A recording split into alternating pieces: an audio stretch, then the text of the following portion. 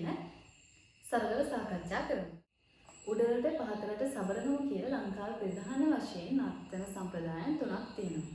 ඒ සම්ප්‍රදායන් තුනෙන් පහතරට නර්තන සම්ප්‍රදායට අයත් වන්නම් තමයි සින්දු වන්නම් කියලා හඳුන්වනු ලබන්නේ. ඒ වගේම මේ සින්දු වන්නම් පාරම්පරික පහතරට නර්තන ශිල්පීන් අතර පැවති එක් සරල නර්තනාංගයක් කියලා සරලව හඳුන්වන්න පුළුවන්. ඒ වගේම සංඛ්‍යාත්මකව සින්දු වන්නම් 32ක් තියෙනවා. මේ සෑම සින්දු වන්නමකටම අදාළ තාල නාමයක් සහ කාව්‍යමය ලක්ෂණ අනුව වෘන්ත නාමයක් තියෙනවා.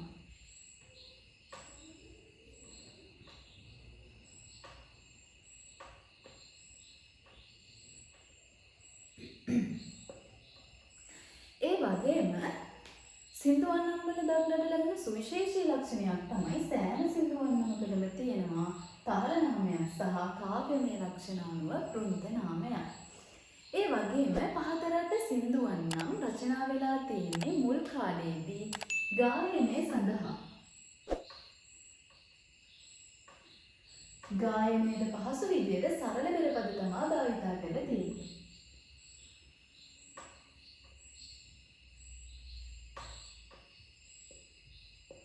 පසු කාලීනව මේ ගායනයට නර්තනයක් එකතු වෙලා තියෙනවා. නර්තනය එකතු වීමත් සමග මෙන්න මේ සරල පෙරපදවලට, ඒ කියන්නේ ගායනය සඳහා යොදාගත්ත සරල පෙරපදවලට තමයි විලම්භව නර්තනය කරලා තියෙන්නේ. ඉක්බිති නිහඬතාවය මගහරවා ගැනීම පිණිස පමණක් අලංකාර පෙරපද භාවිතා කරලා තියෙනවා.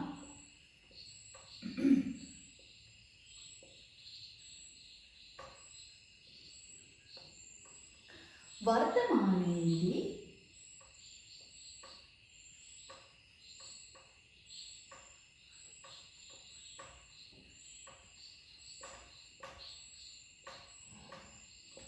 මූලික පෙරපද ලෙස යොදාගන්නේ මෙන්න මේ අලංකාර පෙරපද. ඒ කිව්වේ මේ සින්දු වන්නම් මුල් කාලයේදී රචනා වෙලා තියෙන්නේ ගායනය සඳහා උචිත ලෙස සරල පෙරපද භාවිතා කරලා. පසු කාලීනව ක්‍රමයෙන් මේ ගායනයට නර්තනයත් එකතු වුණාලු. මේ ගායනය සඳහා පහසුව විදියට තිබුණු මේ සරල පෙරපදවලට තමයි නර්තනය විලම්භව සිද්ධ කරලා තියෙන්නේ. ඉක්බිති නිහඬතාවය මගහරවා ගැනීමට විතරයි අලංකාර පෙරපද භාවිතා කරලා තියෙන්නේ. වර්තමානයේදී අපි නටන සින්දු වන්නම් සෑම සින්දු වන්නමක්ම මූලික පෙරපද විදියට මෙන්න මේ අලංකාර පෙරපද භාවිතා කරලා තමයි වර්තමානයේදී සින්දු වන්නම් නටනු ලබන්නේ. ඒ වගේම නාමිකව සඳහන් කළොත් මේ සින්දු වන්නම් 32ක් තියෙනවා කියලා කියවනේ. අපි සින්දු වන්නම් 32ට උදාහරණ කිහිපයක් බලමු. ශුද්ධ තාලයේ සින්දු වන්නම්.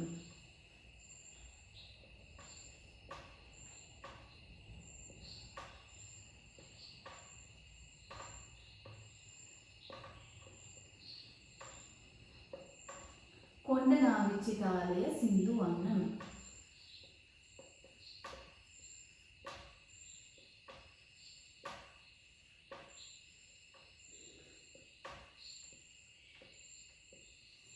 ඊට පස්සේ අපිට දාන්න පුළුවන් ලලිත රාග තාලයේ සින්දු වන්නම.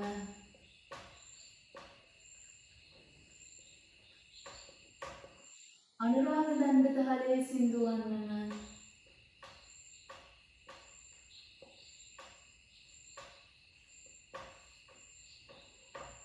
ඊට පස්සේ භාවාදී තාලයේ සින්දු වන්නම.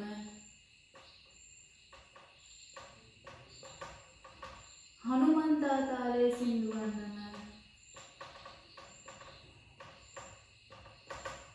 මෙන්න මේ විදිහේ සින්දු වන්නම් 32ක් තියෙනවා. ඒ සින්දු වන්නම් 32කින් කිහිපයක් තමයි මම ඔයාලට මේ දැක්කුවේ. සින්දු වන්නමක් නටන පිළිවෙලක් තියෙනවා. පළමුවෙන්ම නටනවා තානම. ඊළඟ තමයි කවිය නටන්නේ. කවිය නටලා ඉවර වෙලා ඉරට්ටිය නටනවා. මෙන්න මේ පිළිවෙලට තමයි සින්දුවන් නම් නර්තනය කරනු ලබන්නේ. ඒ වගේම සින්දුවන් නම් දෙවිනුවර උපුල්වන් දේවාලයේ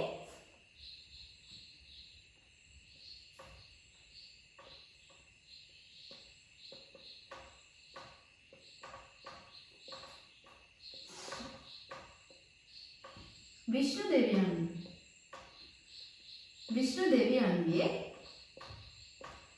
ගුණ වන්දනා කිරීමට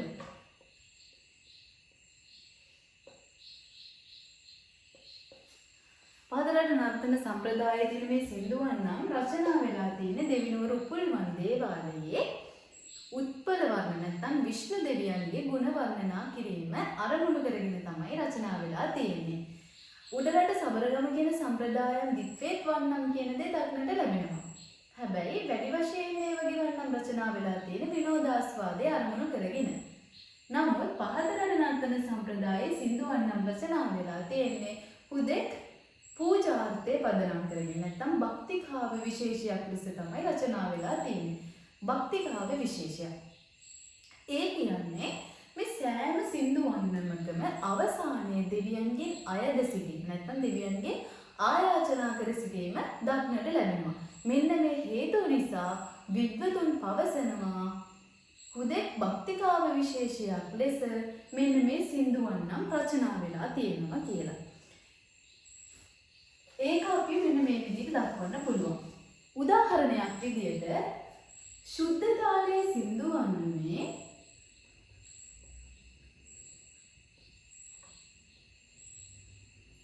භාවිත කවිය තමයි සිරි පිරි ගිරි මුදු නැත සුර පුර ලෙසිනා සිරි ලක පවර දෙවි නුව රෙහි වෙසේ සවනා සිරි සඳ වනති සිරි සඳ සම ගිව වෙසේ නා සුරි දුනි අසන් මකියන බස් බැති පෙමිනා. මෙන්න මේ අවසානයෙන් සුරිඳුනියසන් මකියන බස් බැති පෙමිනා. සුරිඳුනියසන් මකියන බස් භක්තියෙන් අසන්න කියලා තමයි කියන්නේ. එතකොට දෙවියන්ගෙන් ආයාචනා කරන ස්වරූපයක් තමයි පේන්නේ. එහෙනම් අපිට නිගමනය කරන්න පුළුවන් අනිවාර්යයෙන්ම මේක භක්තිකාව විශේෂයක් කියලා. විද්වතුන් කියනවා මෙන්න මේ හේතුව නිසා මේක භක්තිකාව විශේෂයක් කියලා අපිට දක්වන්න පුළුවන් කියලා. ඒ වගේම තවත් සාධකයක් දක්වලා තියෙනවා.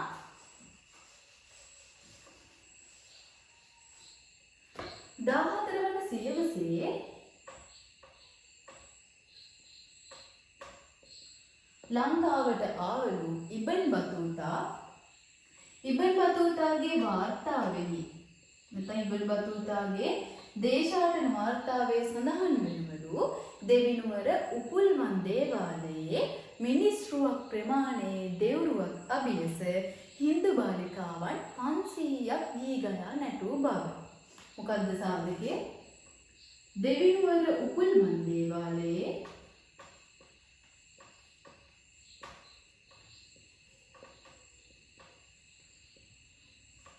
මිනිස්රුවක් ප්‍රමාණයේ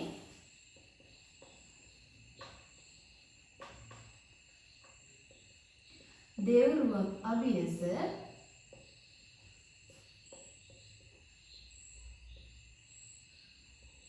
හින්දු බාලිකාවන් 500ක් ගී ගයා නැටූ බව. මේ සාධකයෙන් කියන්න පුළුවන් එහෙනම් දෙවිනුවර උපුල්වන් දේවාලයේ දෙවියන් වෙනුවෙන් යම් කිසි භක්තියක් හේතු කරගනිමින් ඒ සේවය කළ දේවදාසයන් තමන්ගේ දෙවියන් උදෙසා ගී ගයමින් නර්තනය කරලා තියෙනවා. එහෙනම් දෙවියන් වෙනුවෙන් තිබුණු භක්තිය නිසා තමයි මෙලෙස කවි කියලා නර්තනයන් ඉදිරිපත් කළේ තියෙන්නේ කියලා. එහෙනම් නිගමනය කරන්න පුළුවන් භක්ති කාව්‍ය විශේෂයක් විදියට සින්දුවන් නම් හඳුන්වනවා කියලා නිගමනය කරන්න පුළුවන්. ඒ වගේම සින්දුවන් නම් ගත්තොත් මේ සෑම සින්දුවන් නමක්ම අනෙකුත් සම්ප්‍රදායන් වල සින්දුවන් නම් වලට වඩා සංකීර්ණයි. ඒකට හේතු ගණනාවක් තියෙනවා. අපි හේතු සාකච්ඡා කරමු.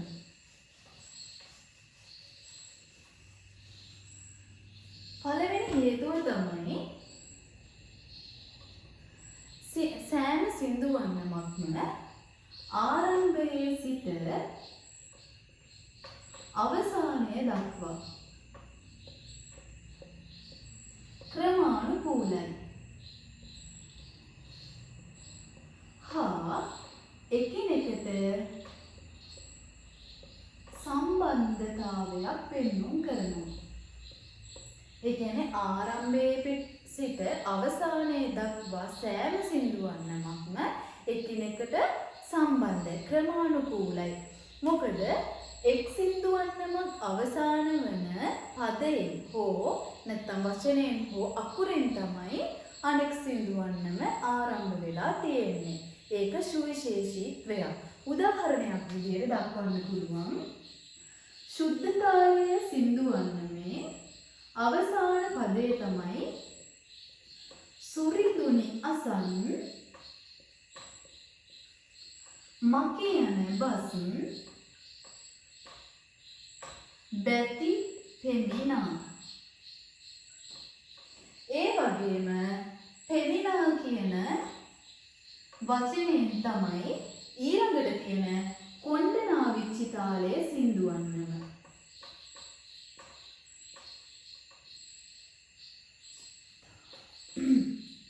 කොණ්ඩනාවිච්චි තාලයේ සින්දුවන් නම ආරම්භ වෙලා තියෙනවා. පෙමින කුළුණු මිතුරු ගුණෙන ඇඳින මුනිඳු සදෙසේ රූප. ශුද්ධතාලයේ සින්දුවන් නමේ අවසාන පදයේ තියෙන අවසාන වචනය පෙමිනා කියන එකෙන් තමයි කොණ්ඩනාවිච්චි තාලයේ පළවෙනි පදේ ආරම්භ වෙලා තියෙන්නේ. ඒ කියන්නේ පෙමින කුළුණු කියන එකෙන් තමයි ආරම්භ වෙලා තියෙන්නේ. මෙන්න මේ විදිහට පහළට තියෙන හැම මේ සින්දුවන් නමක්ම රචනා වෙලා තියෙන්නේ මෙන්න මේ විදිහට. ඒ කියන්නේ එක් සින්දුවන් නම් අවසානය වන අකුරෙන් හෝ වචනෙන් තමයි ඊළඟ සින්දුව නැත්නම් ඊළඟ සින්දුවන් නම ආරම්භ වෙන්නේ. ඒ වගේම මේ සෑම ඊළඟ සාධනය තමයි කියන්නේ සංකීර්ණතාවය කියන්නේ සංකීර්ණ වීමට හේතු. මේ පළවෙනි හේතුව. දෙවෙනි හේතුව තමයි අපි දැන් සාකච්ඡා කරන්නේ සංකීර්ණ වීමට හේතු. අනිකුත් සම්ප්‍රදායන් වල වන්නම් වලට වඩා සින්දුවන් නම් සංකීර්ණ වීමට හේතු තමයි සාකච්ඡා කරන්නේ. දෙවෙනි සාධකය තමයි මේ සෑම සින්දුවන් නමක්ම රචනා වෙලා තියෙන්නේ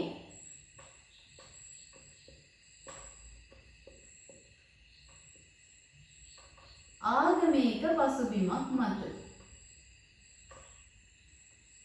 නැත්නම් පූජාර්ථය මත පදනම් වෙලා තමයි රචනා වෙලා තියෙන්නේ. නැත්නම් ආගමික පසුබිමක් මත තමයි රචනා වෙලා තියෙන්නේ.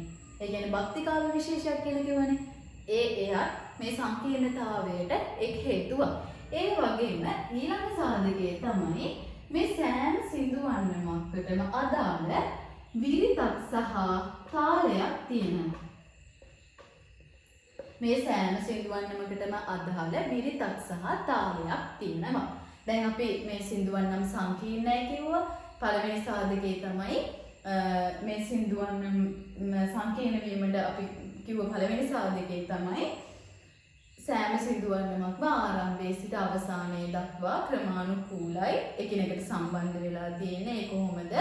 එක් සින්දුවන් නමක් අවසානයේ වෙන වචනයෙන් හෝ අකුරෙන් තමයි ඊළඟ සින්දුවන් නම ආරම්භ වෙන්නේ කියලා තමයි කිව්වේ.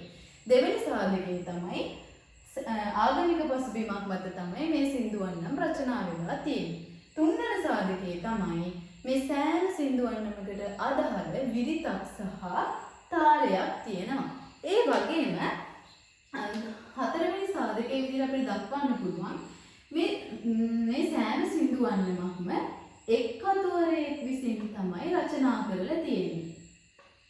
එක් කතුවරයෙක් විසින් තමයි රචනා කරලා තියෙන්නේ. ඊට හේතු තමයි දැන් එක් කතුවරයෙක් විසින් රචනා කරයි කියලා කොහොමද කියන්නේ? ඊට හේතු තමයි මෙහි භාවිතා කරලා තියෙන භාෂා ශෛලිය සමානයි. ඒ කියන්නේ කිහිප දෙනෙක් කතුවරු කිහිප දෙනෙක් රචනා කරා නම් මේ භාෂා ශෛලියේ විවිධත්වයක් පෙන්වන්න කරන්නේ. එහෙම නෙවෙයි සමානාත්මතාවයක් තමයි භාෂා ශෛලියේ පෙන්වන්න කරන්නේ. එහෙනම් එක් කතුවරයෙක් තමයි රචනා කරලා තියෙන්නේ. ඒ වගේම මේ සින්දුවන් නම් රචනා කරපු රචකයා ආරම්භයේ සිට අවසානයේ දක්වාම ක්‍රමානුකූලව එකිනෙකට සම්බන්ධ විදියට, ඒ කියන්නේ මම පෙර දැක්වූ පරිදි එක් සින්දුවන් නම් අවසානය වන වචනයෙන් හෝ අකුරෙන් තමයි අනිකුත් සින්දුවන්ම ආරම්භ වෙන්නේ. මෙන්න මේ පිළිවෙලට තමයි සින්දුවන් නම් 32ම එකිනෙකට සම්බන්ධ වන ආකාරයට තමයි රචනා කරලා තියෙන්නේ. ඒ නිසා දැන් ආරම්භයේ පටන් අවසානය දක්වාම එක විදිහට රචනා කරන්න පුළුවන් කියන්නේ. එක විදිහට රචනා කරලා තියෙනවා කියන්නේ එක් කතුවරයෙක් තමයි එහෙනම් රචනා කරලා තියෙන්නේ. එකම රටාවකට රචනා කරලා තියෙන්නේ. ඒ වගේම තව සාධකයක් විදිහට අපිට ඉදිරිපත් කරන්න පුළුවන් මෙහි භාවිතා කරලා තියෙන භාෂා ශෛලිය වියත් සහ සංස්කෘත වචන බහුලව භාවිතා කරලා තියෙනවා. මෙන්න මේ හේතුව නිසා ශබ්ද රසය වැඩි වශයෙන් මතු කර ගැනීමට හැකියාව ලැබිලා තියෙනවා. ඒ වගේම තව සාධකයක් විදිහට අපිට දක්වන්න පුළුවන්. කියන්නේ මේ කතුවරයෙක් කියන එකට කාව්‍යකරණයේදී භාවිතා කරන උපමා, උපමේය, ඡන්දස්, විරිත්, දුෂ්කර බන්ධන, අනුප්‍රාස, එලි සමය ආදී කාව්‍යකරණයේදී භාවිතා කරන්නා වූ අලංකරණ ක්‍රම මෙන්න මෙහිදී භාවිතා කරලා තියෙනවා. මේ සින්දුවන් නම් වලට භාවිතා කරලා තියෙනවා. එහෙනම් අපිට නිගමනය කරන්න පුළුවන් එක් කතුවරයෙක් වගේම මේ කතුවරයා ඉතාමත් දක්ෂ සියලුම සාහිත්‍ය සහ කාව්‍යකරණය පිළිබඳව හසල දැනුමක් ඇති, විවිධ භාෂාවන් පිළිබඳව හසල දැනුමක් ඇති දක්ෂ කතුවරයෙක් කියලා අපිට නිගමනය කරන්න පුළුවන්. එතකොට මේ සංකීර්ණත්වයට මෙන්න මේක එක් හේතුවක් වෙනවා. ඊළඟට දක්වන්න පුළුවන් සාධකයෙන් මේ සංකීර්ණය කියන එක අපිට සනාථ කරන්න කියලා කිව්වොත් අපිට තව සාධකයක් ඉදිරිපත් කරන්න පුළුවන්. ඒ තමයි මේ සෑම සින්දුවන්නමක්ම ඒ කියන්නේ මේ සින්දුවන් නම් 32ම ගායනය කරන්න කලින් ඉස්සර වෙනම ශ්ලෝකයක් ගායනා කරන්න ඕනේ. ශ්ලෝකයක් ගායනා කරනවා. ඊළඟට ගායනා කරනවා සන්නයක්. සන්නයක් ගායනා කිරීමෙන් අනතුරුව ආශිර්වාද කවි ගායනා කරනවා. ඊළඟට තමයි සින්දුවන් නම් 32 ගායනා කරන්නේ. මෙන්න මේ පිළිවෙලට තමයි සින්දුවන් නම් ගායනා කරනු ලබන්නේ. ඒ කියන්නේ සින්දුවන් නම් 32 ගායනා කිරීමට පෙර අනිවාර්යෙන් ශ්ලෝකයක්, සන්නයක්, ආශිර්වාද කවි ගායනා කිරීම අනිවාර්ය ලක්ෂණයක්. එතකොට සෑම සින්දුවන් නමක්ම ගායනය කිරීමට පෙර මෙන්න මේ පිළිවෙලට තමයි සිද්ධ කරන්න ඕනේ. එතකොට සංකීර්ණතාවයට තවත් එක් හේතුවක් විදිහට අපිට මේක දක්වන්න පුළුවන්. තව දෙයක් තමයි හින්දු සංගීතයේදී භාවිතා කරන්නා වූ තිස්ස ජාති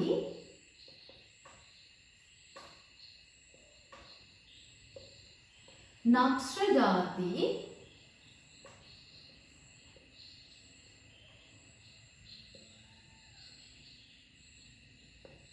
කියන ಜಾති ලක්ෂණ, තිස්ස ಜಾති, නක්ෂ්‍ර ಜಾති කියන ಜಾති ලක්ෂණ මේ සින්දුවන්නමක දක්නට ලැබෙනවලු. මෙන්න මේ හේතු පදනම් කරගෙන සින්දුවන් නම් සංකීර්ණයි කියලා කියනවා. මොනවාද දැන් මම දක්වපු හේතු සංකීර්ණයි කියලා කියන දක්වපු පළවෙනි හේතුව තමයි මේ සෑම සින්දුවන් නමක්ම ආරම්භයේ පටන් අවසානයේ දක්වා ක්‍රමානුකූලයි. ඒ වගේම එකිනෙකට සම්බන්ධ වෙලා තියෙන්නේ. එක් සින්දුවන් නමක් අවසාන වෙද පදයෙන් තමයි ඊළඟ සින්දුවන් නම ආරම්භ වෙන්නේ. අපි එතකොට උදාහරණයක් දුන්න ශුද්ධ තාලයේ සින්දුවන් නම අවසාන වෙන පදය පෙන්නලා ඊට පස්සේ ගෝකොණ්ඩනා විචිතාලයේ සින්දුවන් නම ආරම්භ වෙනම කියලා. ඊට ඊළඟ සාධකයේ විදිහට අපිට දක්වන්න පුළුවන් මේ සෑම සින්දුවන් නමක්ම ආගමික පසුබිම පදනම් කරගෙන තමයි රචනා වෙලා තියෙන්නේ. නැත්නම් පූජාර්ථයේ පදනම් කරගෙන තමයි රචනා වෙලා තියෙන්නේ. තුන්වන සාධකයේ විදිහට අපිට කියන්න පුළුවන් දක්ෂ, ඒ වගේම කාව්‍යකරණය පිළිබඳව හසල දැනුමක් ඇති, අනිකුත් භාෂාවන් පිළිබඳව නිපුණතාවයක් ඇති දක්ෂ කතුවරයෙක් තමයි සින්දුවන් නම් රචනා කරලා තියෙන්නේ කියලා. ඊට හේතුව අපි දැක්කුවා මොනවාද? කාව්‍යකරණයේදී භාවිතා කරනවා කිව්වා උපමා, උපමේය, එලිසමය, දුෂ්කර බන්ධන, ඡන්දස්, අනුප්‍රාස වගේ කාව්‍ය අලංකරණ ක්‍රම භාවිතා කර තියෙනවා කිව්වා.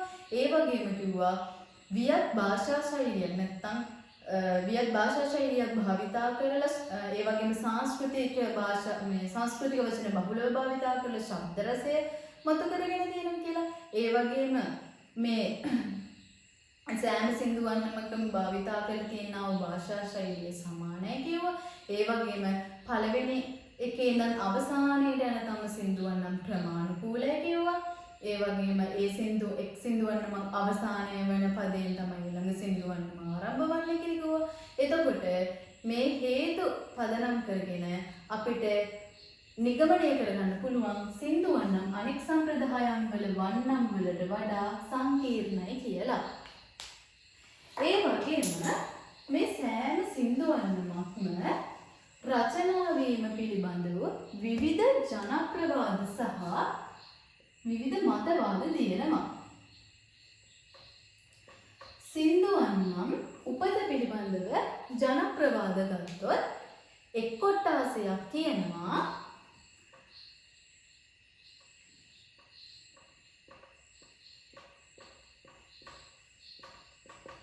එක් කොටාසයක් කියනවා මාතර යුගයට අයත් සැලකෙන සමහර විද්වතුන් කියනවා මෙයා මහනුවර යුගයට අයත් වෙන කියලා. සමහර අය කියනවා මාතර යුගයට අයත් වෙනවා කියලා. විවිධ පොත්පත්වල විවිධ විදිහට සඳහන් වෙනවා. මේ බරණ ගණිතයා කියන පුද්ගලයා ඉන්දිය බ්‍රාහ්මණයන්ගේ නක්ෂත්‍රය පවා ඉගෙනගෙන හොඳ නක්ෂත්‍ර දැනුමක් තියෙන, ඒ වගේම අනෙකුත් භාෂාවන් පිළිබඳව හසල දැනුමක් තියෙන, ඒ වගේම කාව්‍යකරණය පිළිබඳ හොඳ දැනුමක් තියෙන උගත් කතුවරයෙක් කියලා. මෙන්න මේ බරණ ගණිතයා කියන කතුවරයා තමන්ට වැළඳුණු කුෂ්ඨ රෝගය සුවපත් කර ගැනීම උදෙසා පළමුවෙන්ම කතරගම දෙවියන්ට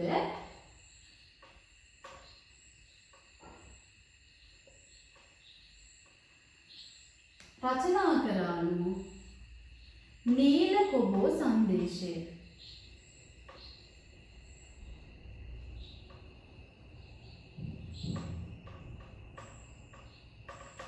නීල කොබෝ කියන සංදේශය රචනා කළාලු. ඒ කියන්නේ මේ බරණ ගණිතයට කුෂ්ඨ රෝගයක් හැදලා තිබුණලු. ඒ කුෂ්ඨ රෝගේ සුවපත් වෙන්න කියලා එතුමා තමන්ගේ හැකියාවන් උගත්කම කාව්‍ය කරන හැකියාවන් ප්‍රයෝජනයට අරගෙන දෙවියන්ගෙන් අයද සිටිලු මට මේ තියෙන කුෂ්ඨ රෝගේ සුවපත් කර දෙන්න කියලා කතරගම දෙවියන්ගෙන් තමයි පළමුවෙන්ම ඉල්ලලා තියෙන්නේ නීල කොබෝ සංදේශය රචනා කරලා. නමුත් නීල කොබෝ සංදේශය රචනා කළාට එතුමාට සුව වුණේ නැතිලු. මේ රෝගය උත්සන්න වෙලා ඇස් අන්ධ වුණාලු. මෙන්න මේ හේතුව පදනම් කරගෙන නැවත මේ බරණ ගණිතයා කියන කතුවරයා දෙවිනුවර උපුල්වන් දේවාලයේ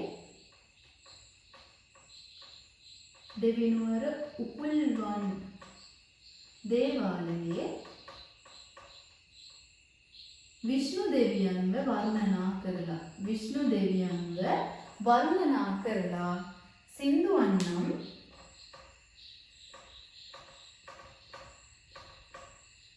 32 රචනා කරලා දෙවියන්ගේ ගුණ වර්ණනා කරලා මේ සින්දුවන් නම් 32 රචනා කරලා දෙවියන් ඉදිරියේ ගායනා කරාට පස්සේ මේ වර්ණ ගණිතයාට තිබුණු කුෂ්ඨ රෝගය මේ සුවපත් වෙලා අන්ධ භාවය නැති වුණා කියලා ජනප්‍රවාදයේ දැක්කන. එතකොට එක් කොටාසියක් කියනවා මේ සින්දුවන් නම් රචනා කරලා තියෙන්නේ වර්ණ ගණිතයා කියලා. තවත් කොටාසියක් කියනවා නෑ වර්ණ ගණිතය නෙවෙයි සින්දුවන් නම් රචනා කරලා තියෙන්නේ අමරගුරු කියලා පුද්ගලයෙක් කියලා.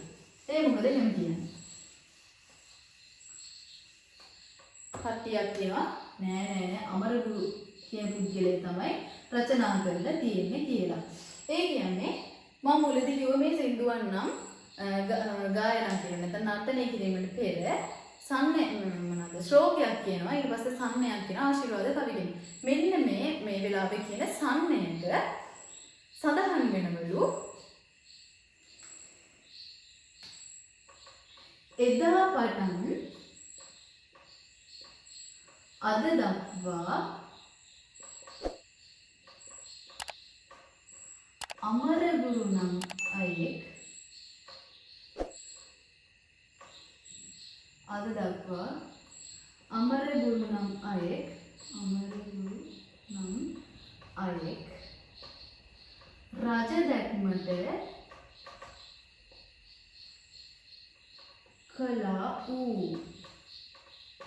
රජ දැක්මට කලා වූ කියලා මොකද්ද ඒ සමයේ සඳහන් වෙන්නේ එදා පටන් අද දක්වා අමරගුරු නම් අයෙක් රජ දැක්මට කලා වූ කියලා ඒ සම්මයක සඳහන් වෙනවලු. එතකොට ජනප්‍රවාදයේ විවිධ මතයන් තියෙන එකිනෙක සමාජය තුළ එතකොට තව අය කියනවලු අමරගුරු කියන පුද්ගලයා තමයි සින්දුවන් නම් රචනා කරලා තියෙන්නේ කියලා. හැබැයි තවත් තැනක සඳහන් වෙනවා තවත් කොටාසියක් කියනවා වර්ණ ගණිතය නෙමෙයි අමරගුරු කියන පුද්ගලයා නෙමෙයි රචනා කරලා තියෙන්නේ ගුණරතන කියන මැටි තමයි රචනා කරලා තියෙන්නේ කියලා. එතකොට කොටාසියක් කියනවා වර්ණ ගණිතය රචනා කරේ තව කොටාසියක් කියනවා අමරගුරු රචනා කළා කියලා තව කොටාසියක් කියනවා ගුණරතන මැටි රචනා කළා කියලා. සිංහල සාහිත්‍යයේ සඳහන් වෙනවලු සිංහල සාහිත්‍යයේ කවියක සඳහන් වෙනවලු පෙරදරු තන නිසක ගුණරතන නම් මැති නායක නිරිඳුන් වැඳ පසෙක කියා අවසර ගනුත් නොවැසක. පෙරදරු තන නිසක ගුණරතන නම් මැති නායක නිරිඳුන් වැඳ පසෙක කියා අවසර ගනුත් නොවැසක. එහෙනම් ජනප්‍රවාදයේ තව තැනක කියනවා ගුණරතන කියන පුද්ගලයා තමයි ගුණරතන නම් මැතිවරයෙක් තමයි සින්දුවන් නම් රචනා කරලා තියෙන්නේ කියලා. ජනප්‍රවාදයේ විවිධ මතයන් තියෙනවා සින්දුවන් නම් රචනා කළේ මෙන්න වර්ණ ගණිතයා කියලා කොටාසයක් කියනවා අමරගුරු කියලා තව කොටාසයක් කියනවා ගුණරතන මැති කියලා තව කොටාසයක් කියනවා. හැබැයි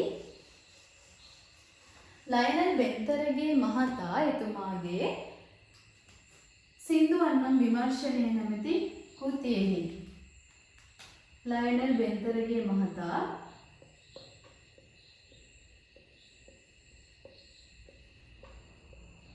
එතුමාගේ සින්දුවන් නම් විමර්ශනය කියන කෘතියේ සඳහන් කරලා තියෙනවා මේ හේතු පදනම් කරගෙන. ඒ කියන්නේ අපි මුලදී දැක්වුවනේ කාව්‍යකරණය පිළිබඳව හසල දැනුමක් තියෙනවා. ඒ වගේම නක්ෂත්‍රය පිළිබඳව හසල දැනුමක් තියෙනවා. උගත්කම තියෙනවා. ඔන්න වගේ හේතු කියවනේ. අන්න ඒ හේතු පිළිබඳව කියන්නේ ජනප්‍රවාදය අනුව මේ ඒ හේතු පිළිබඳව අවධානය යොමු කරන විට සැලකිය යුතු මට්ටමකට මේ සලකන්න පුළුවන් කියන රචනා කරා කියලා සලකන්න පුළුවන්ලු මේ වර්ණ ගණිතයා කියන පුද්ගලයා පහතරට සින්දුවන් නම් රචනා කරා කියලා. විවිධ වූ මතවාද තියෙනවා. වැඩිදුර අපිට දැනුම ලබා ගන්න මේ පොත අපිට මේ කියවන්න පුළුවන්. ඒ වගේම සින්දුවන් නම් රචනා කරනු ලැබූ කාලවකවානුව. සින්දුවන් නම් රචනා කරනු ලැබූ කාලවකවානුව ගත්තොත් දඹදෙණි යුගයේ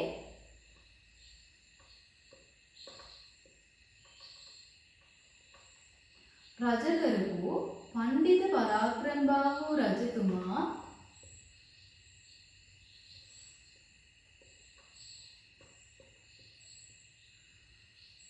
ඒ කාලේ ආවලු දකුණු වෙරළ තීරය මේ ආක්‍රමණය කරන්න චන්ද්‍රභානු කියන පුද්ගලයෙක්. මෙන්න මේ චන්ද්‍රභානුට විරුද්ධව සටන් කරන්න පණ්ඩිත පරාක්‍රමබාහු රජතුමාගේ ඥාතියෙකු වන වීරබානු යැව්වලු.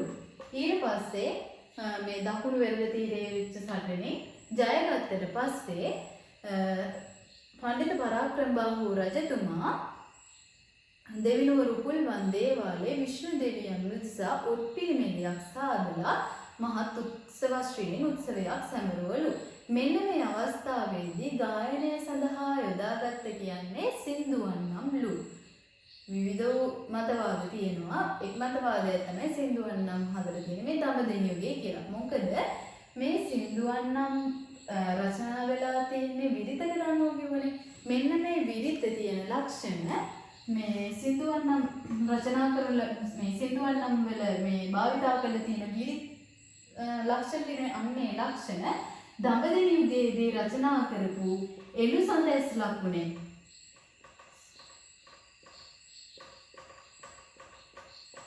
විරිත් වලට සමානයිලු. මෙන්න මේ හේතුව නිසා එළු සඳැස් ලකුණේ විරිත් වලට සමානයිලු. ඒ හේතුව නිසා ඇතැම් විද්වතුන් කියනවා මේ කාලවකවානුව නම් දඹදෙණි යුගයේ තමයි රචනා වෙලා තියෙන්නේ කියලා. නමුත් අපි පෙරදී ජනප්‍රවාද අනුව ගත්තොත් පෙරදී දැක්වුවේ මාතර යුගයේ ඉඳපු බරණගලිතයා කියන පුද්ගලයා රචනා කරා කියලා. එතකොට අපිට තවත් අවස්ථාවක හිතෙනවා එහෙනම් මාතර යුගයේදී තමයි සින්දුවන් නම් රචනා කරලා තියෙන්නේ කියලා. විවිධ මතවාද තියෙනවා.